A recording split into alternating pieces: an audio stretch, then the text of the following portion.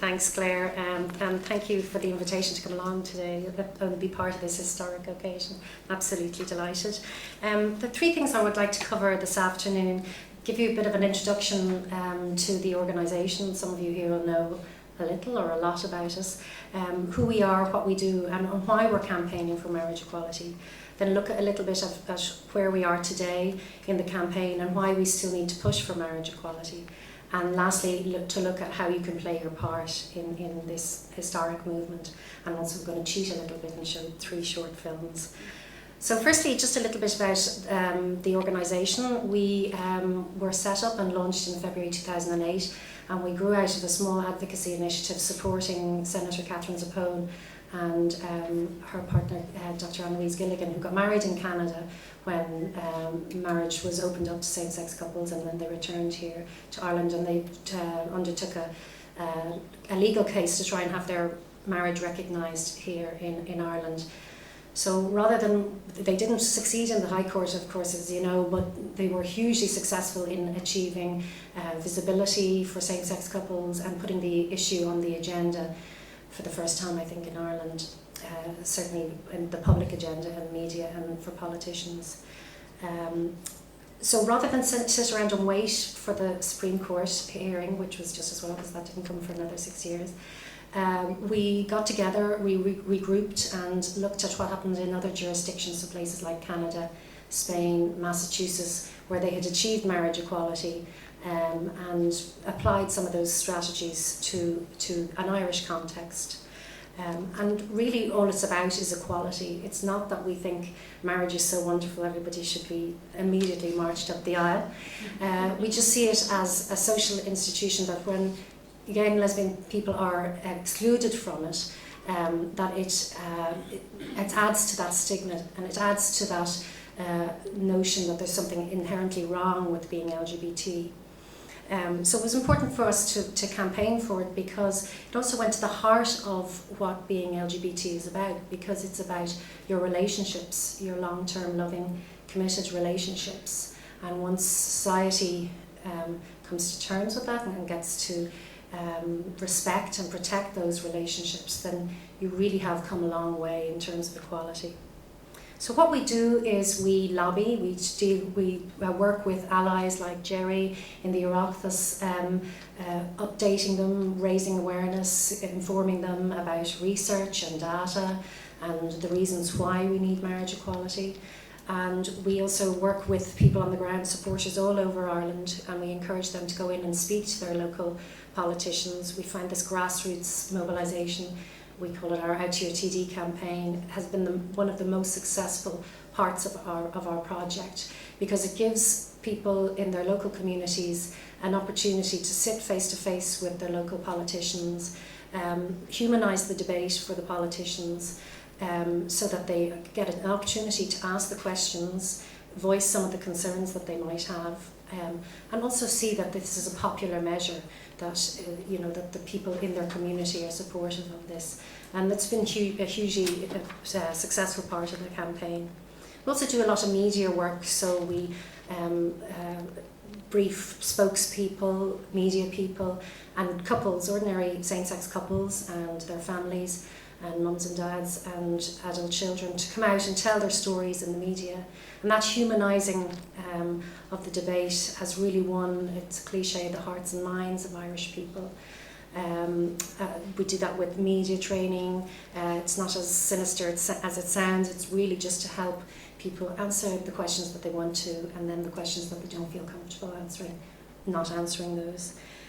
And we've been doing lots of social media stuff as well, so we make short little films and put them out virally, and I'm just going to show you Sinead's Hand now, which is one of our most successful films that went viral, and even this morning I saw on an American blog the top 10 marriage equality ads ever, and ours features at number 3. So hope you enjoy it.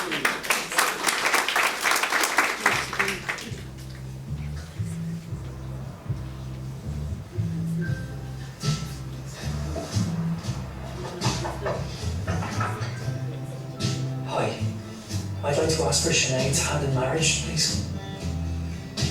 Sure, no problem.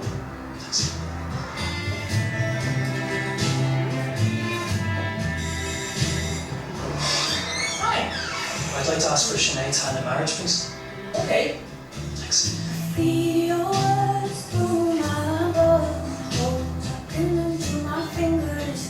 Hi, I'd like to ask for Sinead's hand in marriage.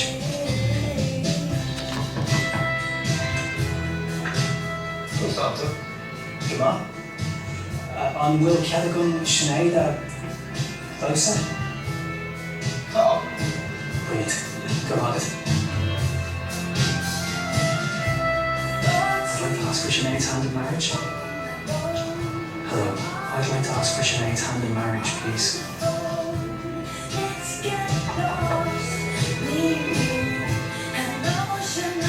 Can I ask for Sinead's hand in marriage, please? Yeah. Thanks.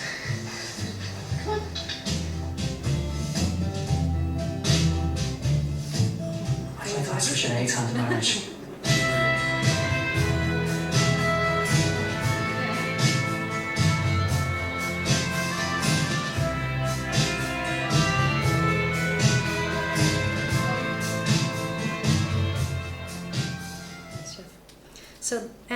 So lots of exciting work that we do, and we've had enormous success over the last 5 years, and we've seen public support rise to 74%, as Claire mentioned earlier, from 58% when we set up 5 years ago.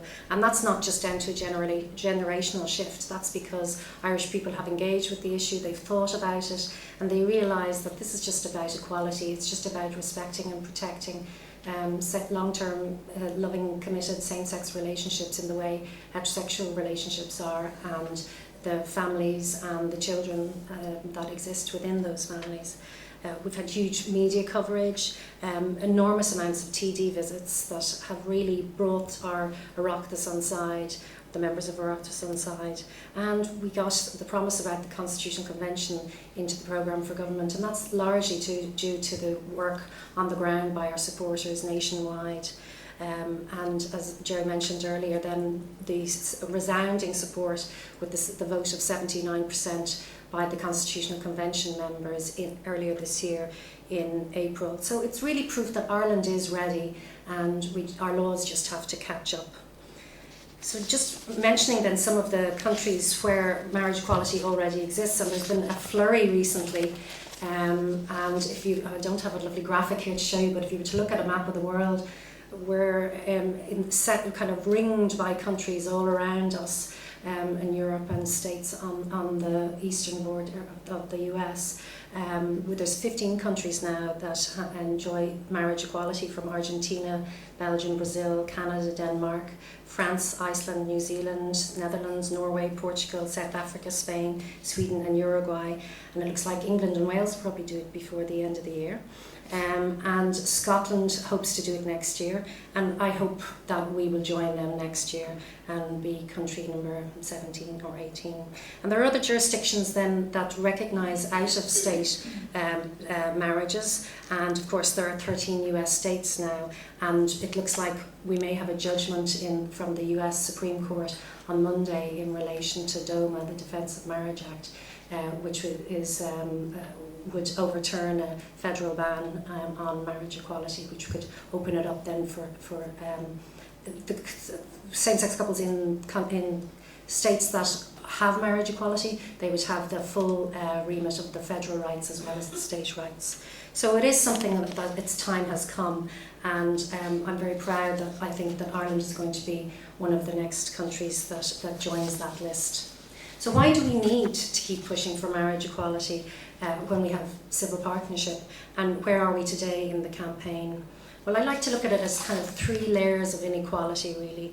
There's first of all the separate on unequal basis, so because civil partnership is only open to same-sex couples, heterosexual couples don't have that option, and likewise, obviously, same-sex couples don't have the option to marry.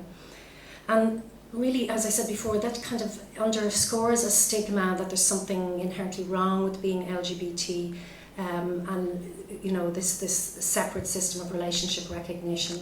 So it's very important that we take that away and perhaps open up civil partnership or whatever system of relationship recognition that people are happy to sign up for is opened up to gay or straight.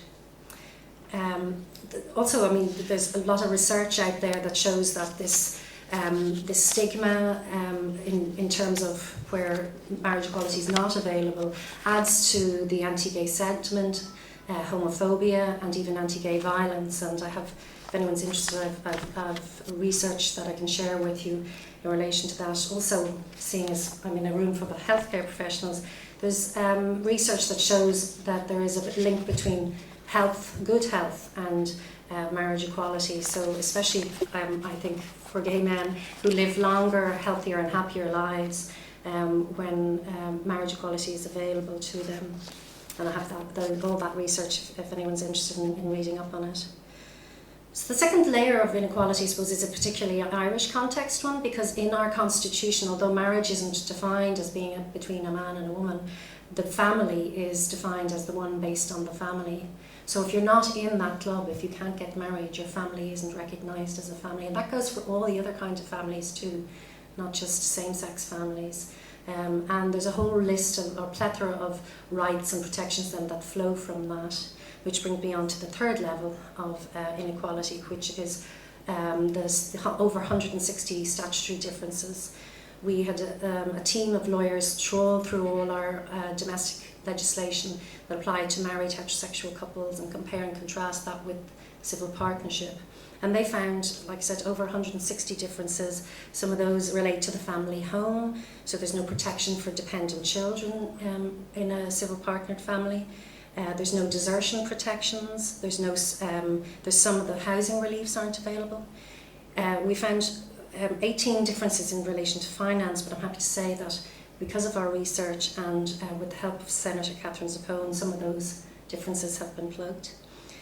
Legal procedures, we found over 62 differences there, and they mainly applied to things around the formation and dissolution of relationships. So, for example, an engaged heterosexual couple, if they break up, have access to the family law courts, are covered by the Family Home Protection Act in terms of any joint property. None of those apply to an engaged same-sex couple because the status of engagement, if you like, isn't recognised formally. And things like giving evidence in court against your spouse, those privileges don't apply to civil partners.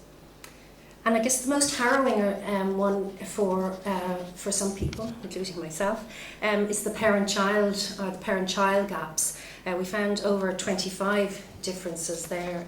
I'd just like to read to you a quote from the Ombudsman for Children, no stranger to the INMO, Emily Logan, who wrote in her advice to government on the Civil Partnership Bill that it should be borne in mind that this is not a hypothetical problem. The omission of robust protections for the children of civil partners will have real consequences for the young people concerned, and it is in their interest that the law reflect and provide for the reality of their lives.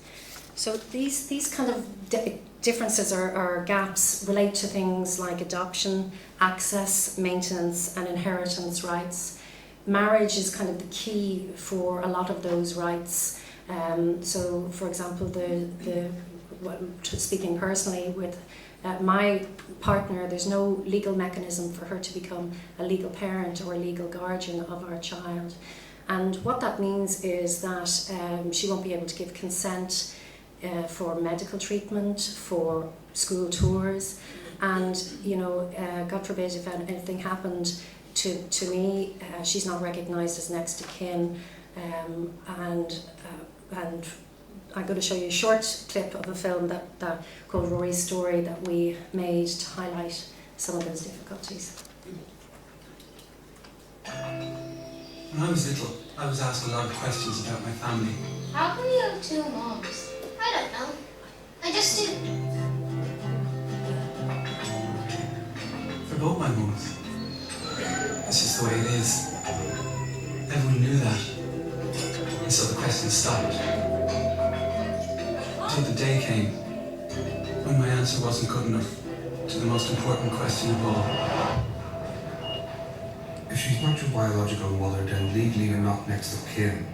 I'm sorry, but I can only discuss this with immediate family.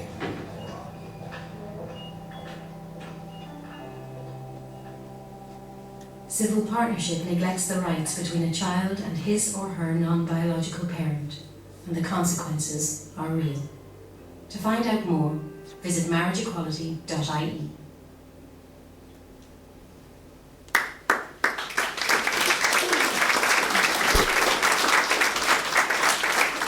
Thanks. So where are we today? Well, we now have this resounding support from the Constitutional Convention, and that recommendations to go to government any day now. Government then have 4 months to have a debate about it and decide what to do with that recommendation. And what we are pushing for and what we are hoping will happen, and this will lead nicely into your part and the part you can play, is that they will call a referendum on this issue next year. It's clear that Irish people want this, and even though there's theories that it's not, that minority rights shouldn't be voted on by a majority, I feel confident that Irish people will do the right thing, and that they'll vote for equality and they'll vote to protect and respect same-sex families. So we have the latest polling as well in September 2012 showed that Miller Brown did that, and they put the question to people: if there was a referendum tomorrow, would you vote yes? And 75% of people said yes to that. So that's where we are today. How you can play your part? Well, we really need everybody to play their part and to help us get this across the line. Please sign up to our database, the mailing list on the table down there, to find out more about the campaign. If you are registered to vote, we really need you to get involved in the TD campaign and to talk to your local representatives, especially over this 4-month period. It's crucial that they feel a sense of urgency, that this is their opportunity, that this is a popular measure that they can do. So there's no threat to them politically to support this measure and to push for this referendum and the debate to happen in 4 months' time, so that there's a positive outcome from that debate. We also need your financial support. We have been very lucky that we've been very generously supported by the Atlantic Philanthropies over the last 5 years, but anyone who works in the not-for-profit sector will be aware that they're winding down, and unfortunately that means no more core funding for us. So we see this campaign, we need support for another 12 months, 18 months. So we need people to get behind us so that we can continue to produce materials, to brief politicians, to do our media work, and to keep the issue on the agenda and to keep pushing to make sure it happens. You can join our Club 500 or donate online, sign a standing order, whatever way you can do, fundraise for us. We'd be really, really grateful. And the last way, I suppose, is talking to friends and family. Tell them what you've heard here today. Find out more on our website and keep the issue live in people's minds, so that come a referendum, people are informed, and that the negative messaging that undoubtedly will come out can be counterbalanced and can be responded to, so people make an informed, positive decision and that they vote for equality. So that's all I have there. I had another video, but we'll show that later maybe. I'd urge you to be part of history. We are almost there. I'd say yes to equality and say yes to love. So thank you very much.